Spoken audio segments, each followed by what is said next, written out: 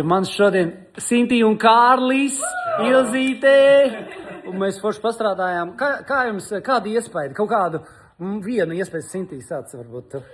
Man ļoti patika, es izdejojos gan ar savu partneri, gan ar citu partneri. Ļoti patika. Ko iemācījies, ko tu pateiksi par līmeni, par skolu?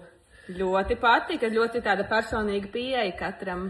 Pamācīja, parādīja, kaut kas nepareizi, izlaboja uzreiz. Es varu pateikt uzreiz publiski, Sintī ir ļoti talantīga. Viņa 20 gadus dejo šās te tautas dejas, un no šodien tur mēs darījām to, ko citreiz darām pēc pusgada. Kārli, kā tev?